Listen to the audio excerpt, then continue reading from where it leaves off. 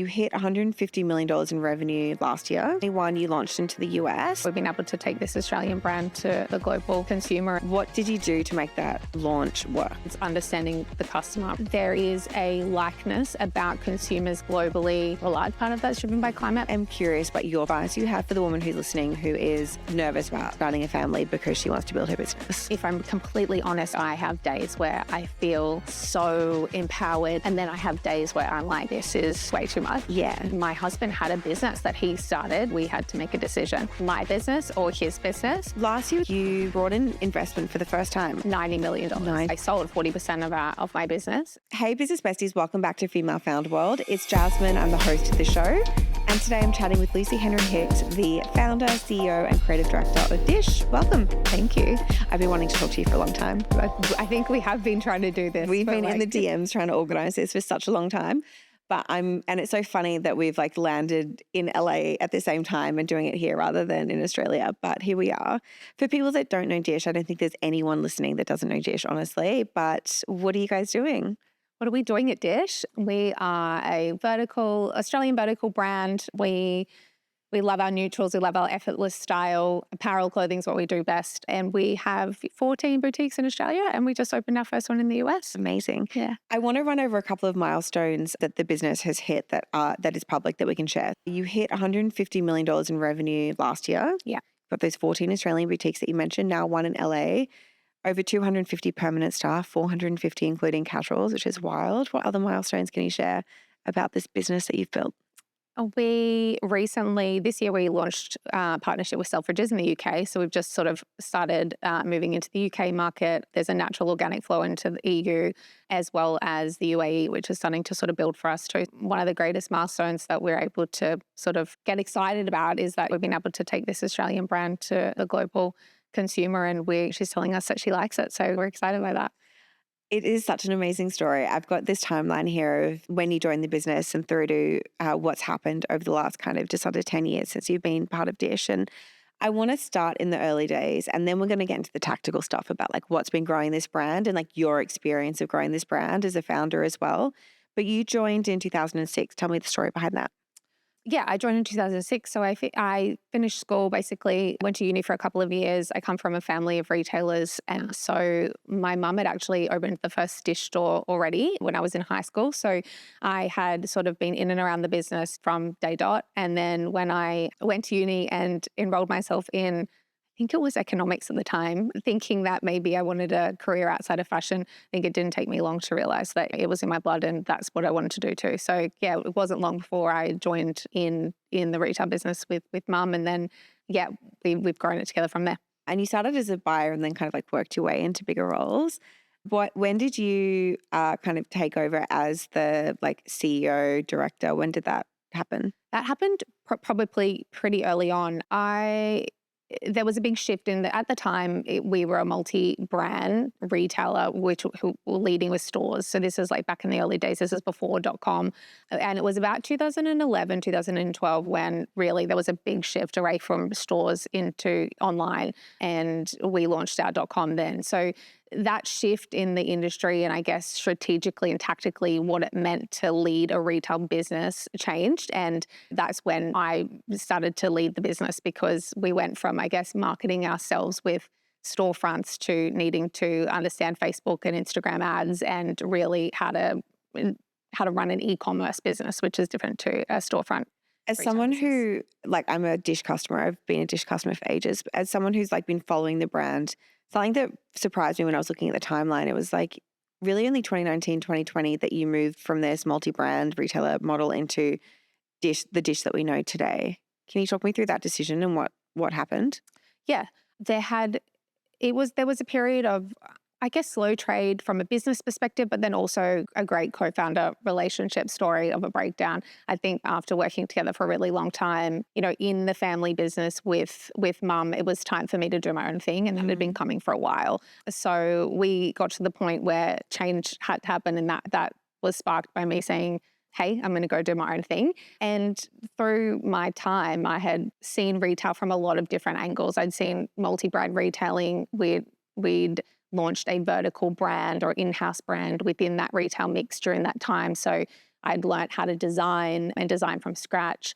And so I was at the point of my career where it was really about kind of stepping back and saying, okay, what part of this am I in love with? What do I really want to do for the next 10 years of my career?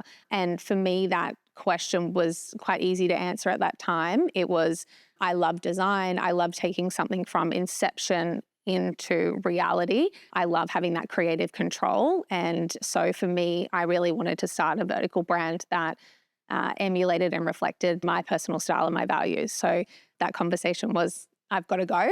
But that was also replied with, well, my time here is done too. That was Mum's reply at the time. So then we were in a position of, okay, well, what do we do with Dissh? I want to understand practically, like, how you do this. Like, it feels like there must have been a lot of unraveling of what the business looks like and then clarifying about what the future of the business was going to look like as you made this switch. And I just want to understand what that looks like. Yeah, I think the unraveling is the process of stepping back and going, what's working here, but what's not working here. I think the industry at the time was going through another big shift, and that was around really the idea of multi-brand retailing as we knew it was on the decline. Like, and we've seen that across the world. Department stores are struggling, or multi-brand retailers are struggling with margins because it's very difficult, that model, obviously, to be profitable. And we were a symptom of all of that, or we're experiencing that. So I think the industry was shifting. And then on the other side of things, I think vertical brands, for the first time with the internet, have the opportunity to go global. So there is scalability, but also their ability to become D2C retailers themselves was new and available. So once where brands needed to rely on retailers to meet consumers, now they didn't. So there was a stepping back and I guess looking at the retail landscape as a whole and going, where is this heading? But then also, how does this align with what I'm feeling personally and what I really want to invest my time and energy into? Because I think that's probably also where I was at personally. I really needed to be in love with whatever it was that I was going to put the next 10 years into. And that was also a learning. Retail's not for the faint-hearted. It is not complicated, but it is incredibly demanding. And you've got to love what you do. The reason why I wanted to ask that question is because I think there are going to be a lot of people who are listening who are in this position of, okay, maybe my business is kind of working, but maybe I see a bigger opportunity over here or something that feels more aligned over here, and I want to make the switch to get there. And so I'm always curious when I talk to people who made that really hard decision and it worked out for them, and how you make those tough decisions in the business and then execute on them. So that's just the background of why I want to dig in here. Yeah, I think it's a really, I think, great a topic to discuss, because where I was personally is, leading up until that point, there probably had been maybe 3 or 4 years of, I feel like change needs to be made. Yeah. This isn't aligning with me anymore. This doesn't feel good, but I'm going to keep going because this is the path that we're on. And so what I've also learned about myself is I can only be out of alignment for a certain amount of time before that my own inner consciousness will push me in the direction that I need to go. So I got to that breaking point of hey, this isn't working. I don't want to be doing this anymore. This doesn't feel good. And that was a real catalyst for big change needs to be made. And there was a lot of risk at the time, and there's a lot of unknowns and a lot of uncertainty, which I'm so grateful that I was doing business coaching and personal development at the time, because I think it helped me really kind of get comfortable with the leap into the unknown. And I had those sort of tools in my toolkit, how to manage my mind through that. But I absolutely felt uncertain and unsure, but I also knew that, well, I can't keep doing what I'm doing and my heart needs to be in it. So I have to take the risk. Then in 2021, you launched into the US, taking an Australian brand and then launching in the US. I think that some brands kind of think that the US is like Australia, but just bigger, and it's just really not. And so I'm curious about how you made that a success, because it clearly is a success. You've got a store in LA. I lived here for 10 years and saw people wearing Dissh all the time. And I feel like it's just an amazing Australian international success story now.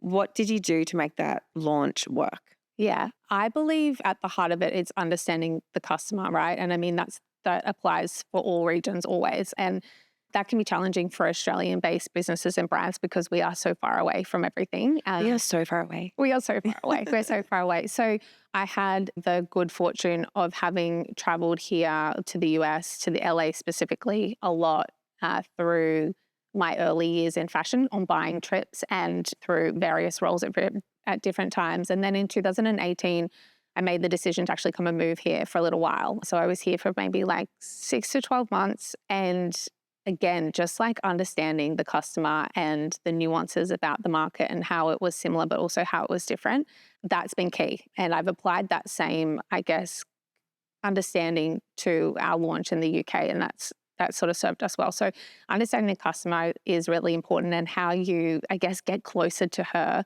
through travel or any other opportunities you have. I feel like that's like the most important thing you can do. How is the customer different between Australia, the US, and the UK? Very, and it's similar and different. Yeah. I think there is a likeness about consumers globally in more recent times because of things like Instagram and these global platforms where we're all being influenced by each other, which is great in some ways, because I think like trend and what feels good creatively, I think is very global now, because influencers, I mean, you'd be the same. Like we probably follow girls from the UK or the US or Australia that we're all inspired by. But I think there's absolutely some tactical and strategic nuances about how consumers behave, how they shop, what their drivers are. Some of that's driven by climate, well, a large part of that's driven by climate, but then I think just like cultural norms also like influence that. And I think that's what you've really got to kind of get under the hood of when you're entering into a new market and really understand, because that should influence your strategy. There is one part of running a business that ChatGPT or Google just can't solve for me, and that is business finance. It is one of the most gate-kept areas of business, and yet it is what separates running a thriving company from really just having a very expensive hobby. Every founder at every stage of business deserves to feel confident managing your money. And that's why Female Founder World is partnering with Mercury to bring you Cash Camp. It's a free 3-part live workshop series designed to teach women in business the financial skills that we need to scale. Across 3 virtual sessions, you are going to learn how to build a pitch deck that attracts investors, how to understand the different funding options that are available to you to help you grow your business, because it is not just about fundraising and getting investors. And finally, how to forecast cash flow and plan for long-term financial growth and stability.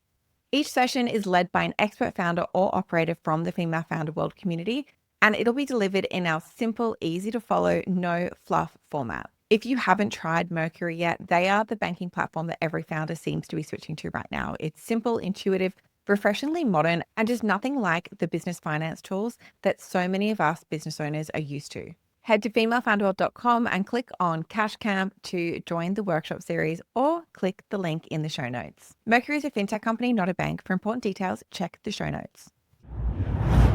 In 2022, and I'm going to go through your timeline a little bit here so we can get like the full picture of how this business has just grown and how you have grown. And then there's some stuff I want to dive into like more specifically. But 2022, you became a mum. And now that I'm like so visibly pregnant, and we had like our big Female Founder World Summit recently, and the amount of people who came up to me and asked me about building a family while building a business and advice. And I was kind of like, I don't really have any advice. You just need like a lot of help, and I've got nothing to give you because I'm just in it figuring it out. But you have 2 kids now. You've built this incredible company. You're living across the US and Australia, and I am curious about your perspective on doing both of these things at once, and the advice you have for the woman who's listening who is nervous about starting a family because she wants to build her business. Well, it's a really big one. And if I'm completely honest, I think my feelings about this change daily. Like I have days where I feel so empowered and so capable. And then I have days where I'm like, this is just way too much. Yeah. But there's more empowered days than there are too much days. And I think the advice I would give my younger self before having a family would be, I think, it's a hard one. Build as much as you can before family. Like I really honestly think if you can have those like hyper-focused years before you enter motherhood, it is really helpful. but on the same, in the same moment, you will figure it out and you can do it. Like, you do need a lot of help and a lot of support, and finding your voice to ask that help and being really comfortable with that help, I think, is also like really important.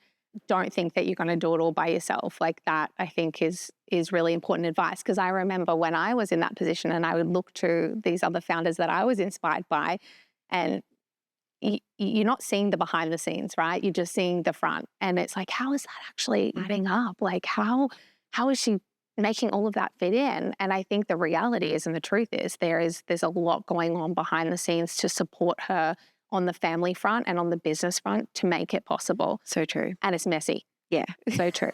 The other thing that I say, I was just literally the guest that came in before you, talking to her about this. And I just said, you also just need to make sure that you're having, like, before you have kids with somebody who actually wants to be a parent and wants to like step into that role, so that it's not defaulting to you for everything, because that just won't work. Or you need to have that good support system, whether it's paid, whether it's family, like people that you can trust to step in and look after, because you can't be there all the time. And you need the flexibility of it. Daycare is just not enough on its own. Right. And I mean, just to talk to our situation, my husband had a business that he started in his 20s, which he built from the ground up. And we got to a point where after the birth of our first child, we had to make a decision.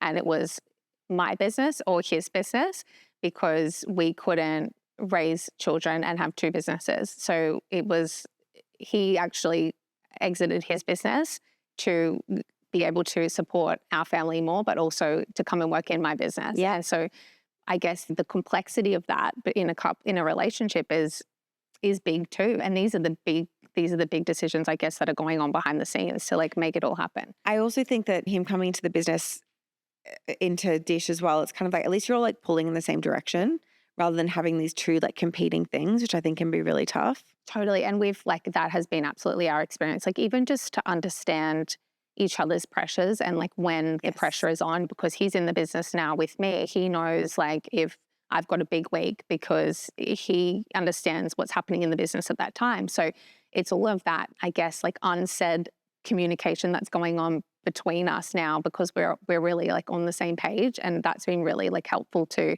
I guess, just navigate and make sure that things are running smoothly at home and in the business.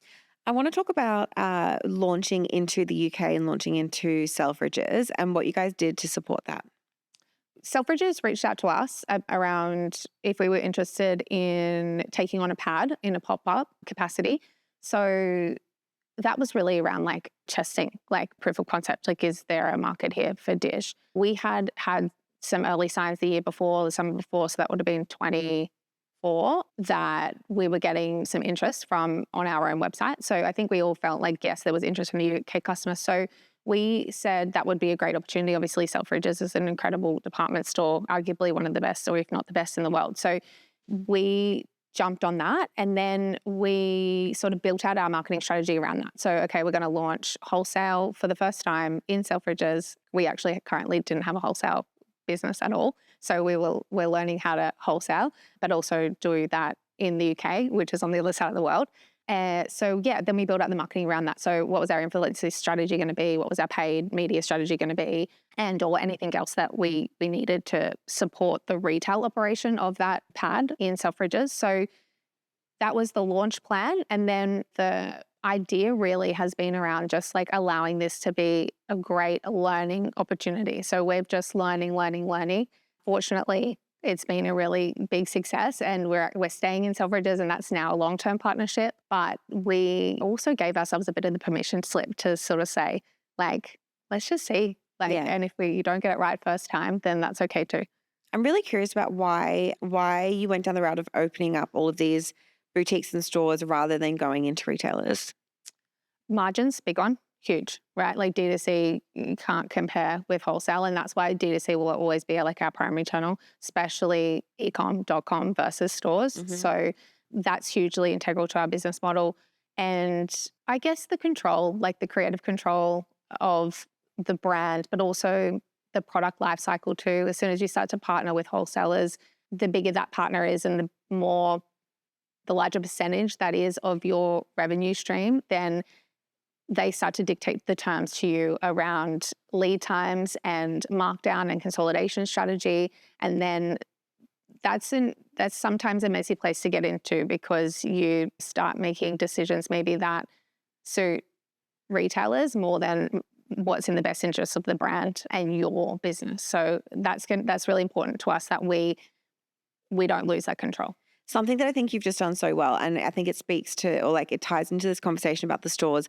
I walk into a Dissh store and it feels like Dissh. I see a piece of clothing, it looks like Dissh. Like if I see a piece of content online, like you have such a strong brand, and I want to know like what your process is of creating and then externalizing that vision of what the brand is, and then just like protecting it as you grow. Because I think as a business gets bigger and like you've got 250 something permanent staff, and it can get diluted, I think, a lot of the time. But you haven't, it's actually gotten stronger. Appreciate that. And so I want to know, how do you do that? Because I've got a tiny business and I struggle with that in my little team, of making sure that anything that is published or that is created is reflective of what the brand vision is within me. Yes, I appreciate that. I probably feel like we've made some compromises along the way, and that's the perfectionist within me. But it is probably one of the greatest challenges, because you can't be everywhere. Yeah. I think what has been most important to us through our growth journey, and what I am committed to holding true to, is that the creative vision is more important than anything, and that we're not going to lose sight of that in favor of trade and targets. And so that's also an easy place to get into, right? Like you're chasing growth for growth's sake, or because there's a number that you've agreed at a board level that needs to be met. But in order to do that, we've got to make some creative compromises along the way. So often, I guess, staying true to the creative path can maybe be like slower and more resource heavy. But my view is like, that's the long game. I think if you want to take the expressway, like you can absolutely do that. But sometimes it doesn't always work out in the long term. Yeah. Last year was a pretty big year. You brought in investment for the first time, I think. Was that the first time? Yeah. And I think the investment, I read the AFR story about it. It was like a $40 million investment, right? $90 million. 90. I'm looking at my notes and I'm like, is that a 4 or a 9? Tell me the story of how that happened and why now is the time to do that for Dissh. So yeah, confirmed. So I sold 40% of my business to a Australian-based investment retail group called BBRC. So that's headed by Brett Blundy, who is an Australian retail magnate. He's been doing it for a really long time. And what drove me to that decision was we had early success in the US, and that was building and building quickly. And I understood that for us to take this brand globally, we were going to need partners who had walked that path before us. So while this investment firm are Australian, well, they started in Australia, they're actually global. So they have experience with global business, US, UK, Europe. So I wanted to partner with people who could share those lessons with us rather than us making those expensive lessons ourselves. Mm-hmm. And then also, I guess on a personal level, I was starting my family and growing my family. So we as female founders need a lot of support. And so up until that point, I have been driving pretty much every part of the business creatively and strategically, and certainly on the international expansion side of things. It was my understanding of international markets that was allowing us or helping us to get this cut through. So I understood that for the business to keep moving forward while I was taking some mat leave or taking a little bit more of a step back, we really needed to support the executive team within the business with, people who've been doing it much longer than I have, to share that wisdom and to help guide. So that's been the experience so far, and I'm so grateful for that. Once that is signed, sealed, delivered, the press goes out, like, does your day-to-day change? Are you able to take more of a step back and bring in more support? Like, did that actually eventuate? And how do you feel about the decision now that you're kind of like a year later? Yeah. For me personally, it did change because, and I'll talk candidly about, I guess, like how I feel differently. And I think that is really what the key driver for me was. My family's livelihood was in the business. Mm-hmm. I even though I was supporting our lifestyle and my business was supporting the future of our lifestyle, and not lifestyle in a, what's the word? Grandiose I know what you mean. way. Yeah, you're supporting a family. Yeah, you're supporting a family. And so for me, there was always, every time we took a big risk, and we were about to take a really big risk, so we wanted to go to the US, we wanted to open stores internationally, like these are big financial risks. I wanted to feel like I had myself, my own back, and that we were secure as a family, and that we could then take some bigger leaps of faith, knowing that, that financially we would be fine. And so I think for me personally, that has made a big difference. I think that we are now in a position where we can sort of separate our personal wealth from the business's success. And that's a great place to be in. I want to talk about the way that you've been building the business and the kind of like CEO you are. You are not like, I'm not following your daily vlogs on TikTok, and I'm not like getting your LinkedIn posts. Like, you're not a forward-facing founder, and so many are now. First of all, why?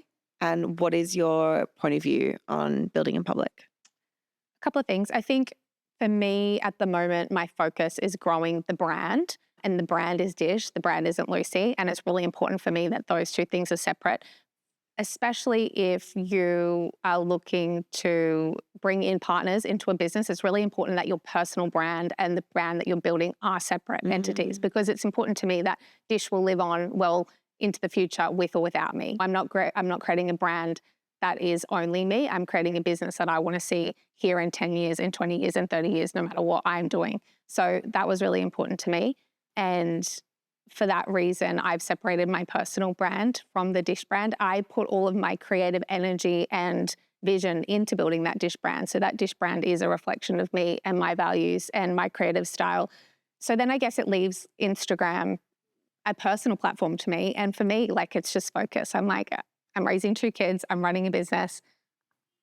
I don't need or feel driven to post on Instagram personally, when I think now it really is a business platform. Like, that's its primary objective. Totally. Yeah. I find it like actually like quite refreshing to hear someone say that, because there is a lot of pressure, I think, to show up. And like you said, it's like, and I do think there is an opportunity there, especially if you're like starting now, you're scrappy, you're bootstrapped, you are someone who embodies your customer. And so therefore you can embody, like personify the brand on like for them. But so I understand that as well. But it's really refreshing to hear someone who's just kind of said, no, I'm not doing that. I've got no, like, I'm not reinterrogating that every week. Like, that's just not what I'm doing. That's not the strategy. There's no guilt around it. And just feel so confident in that decision as well. And it's obviously worked out so well for the brand that it's nice to have that example out in the world. And everyone's circumstances are different, and I get that. And I think for me, it's just like I'm super discerning with my time and really really focused on like, what's the objective here. So like, if I can't clearly say like investing 2 hours a day in social media is going to get me X return, if I'm not clear on what that is, then it's like a no for right now. But that doesn't mean it's a no forever. It just depends on like what my next career is, or what I'm going to do next. And if that changes, then I'll be all in. I love that. Let's talk about marketing a little bit more. I want to know, what is the engine that's driving Dissh on the back end? From a marketing strategy perspective, so we're still probably 80% social ads, or social. It's through Instagram and TikTok. Still, Instagram is the biggest platform for us compared with TikTok. I think that just relates to our consumer age. We are definitely more and millennial. So social is a big part of our strategy. And then influencers is probably second to that. Yeah, also a huge part of our strategy. And those two things working hand in hand has been sort of key to driving successful campaigns. What advice do you have for someone who's trying to figure out ads right now?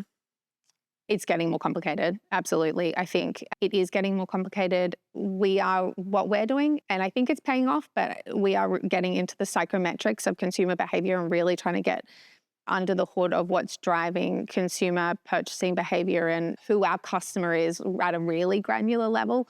I think that's helping us become more targeted, but also to be much more discerning with the type of content we're creating and the real why behind the content. Like, what is the intention with this video and what is it here to say? I think that is really important, because there isn't the same I guess probably scope of opportunity that there used to be. It's becoming more expensive. So you need to be like really clear with what you're doing and what you're putting money behind. Interesting. On like a super practical level, what does that mean? Are you doing like where are you getting those insights and like how are you channeling that into creative? Well, there is tools now. So I need to remember actually the platform, but our digital marketing agency actually has a bespoke tool, and they're actually capturing data, audience data for us, and we're grouping them into customer segments. And then we're really going granular on those segments. So like, who is she? Where is she? What is she wearing? But look like brands, but it's more granular than that now. Like you can get a lot of information on the customer herself. So we're really looking at that. Then we're also matching that with what type of ads that customer is responding to and why. So is it a creative? Is it a video that is shot in this particular format? Does it have a particular, say, audio behind it or a song? There'll be differences in the tempo of the song that will influence whether that ad has a better thumb stop rate than something else. So we're really getting into the granular on that, which is good for us because we're really like thinking long and hard about like, yeah, what are we trying to do? What mood or what feeling are we trying to invoke? And is that aligned with our brand and our vision for our brand? Is that something that we want to put out there? Before we started chatting and before the mics came on, you said that you're working with a US agency and it talked about the decision around doing that. I'm curious about why.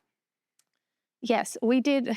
Ironically, actually, my brother owns a digital marketing agency in LA, and their partnership has been, I think, key to our success as well, because they were based in the US, and that was from the get-go part of our entry strategy is to be working with a US-based agency. At the time, there was a lot of Australian brands that were utilizing their current agency structure, which were usually Australian-based agencies, to market into the US or market into other global. I feel that it's the best strategy is to work with an agency that's on the ground in the market that you want to be pushing into. So understanding the customer, again, the closer you can get to it and the more intimately you can understand her, then the more success you'll have. I want to now talk about hiring a little bit. So you've got this big team, and I can just imagine from when you joined the business, I'm sure it was not 400 and something people that were working for you. How do you think about finding talent and what makes a good hire? We're very focused on culture. And what I mean by that is we will hire someone for a culture fit, almost sometimes for more so than the skill set or the experience. And there's been many, many times where we've sort of trained someone into the role because we feel like they're the right person for the role.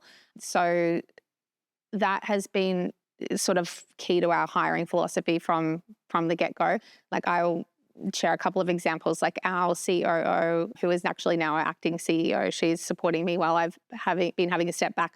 After having my son, she was the store manager at one of our stores like 10 years ago. So our head of people and culture, so she oversees those 450 people. She was also a store manager at one of our other stores in the early days, but culturally very aligned with the values and the vision and understood what we were trying to do. And I think I was able to train them up into those roles. So I think that is really important. Culture is really, I think, what, in my opinion, makes a business scalable and able to grow.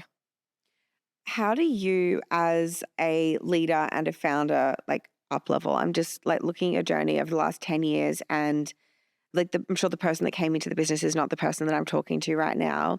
You mentioned you're working with coaches in the beginning. Like, what else are you doing to become this version of yourself?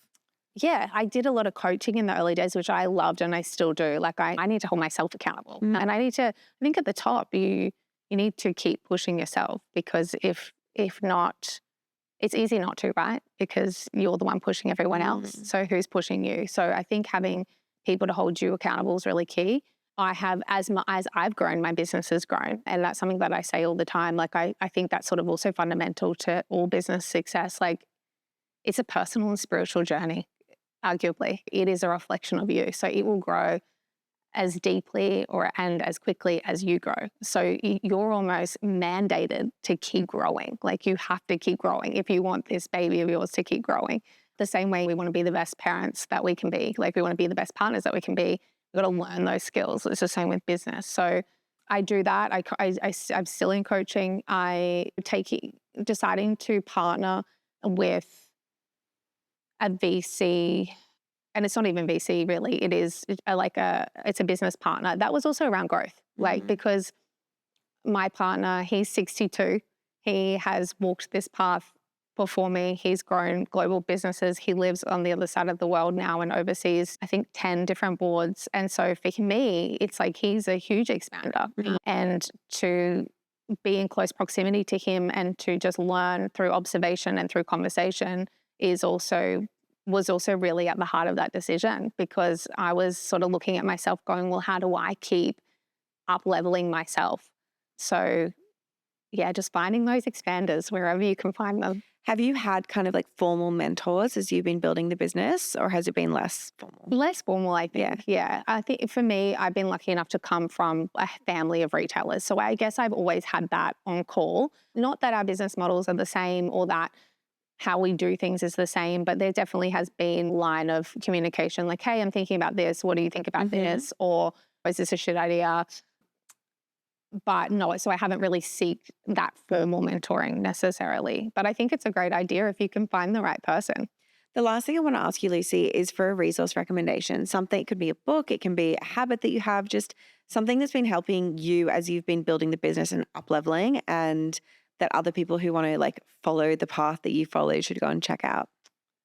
This is like probably the opposite in some ways, but for me, like meditating, number one, like if I didn't do that, I wouldn't be who I am today. And I would not direct my energy with the same level of intention and focus that I do every day. And I really believe that that's like what grows the business. So my commitment to that, to taking that 10 minutes and just taking a step back and being able to come up on the balcony and like see clearly what's happening in the business, what's happening in my family, and how I need to, or how I can best show up for that day, and doing that every single day, I think is that approach of if you can be 1% better every single day, it's the compounding effect of that ultimately. So it's every morning, 10 minutes before you start your day. Yeah, well, and it was like before kids, it was nice and structured. Like when I woke up and it was quiet, and now it's like, get them out the door. And sometimes it'll be 10 minutes at 10 o'clock once everyone's out. Yes. And in the most random of places, but I have made the commitment to fit it in regardless of what's happening around me. I said that was the last question, but I have one more that I'm just curious about. I'm always so interested in how different business owners structure their days and their time. And I know it's a little bit different because you've got a little one now and you're spending some time there, but what does your day look like? Are you going into an office? Are you at home? And how has that shifted over the last couple of years? Yeah, a lot, definitely. Help me plan my day. Yeah.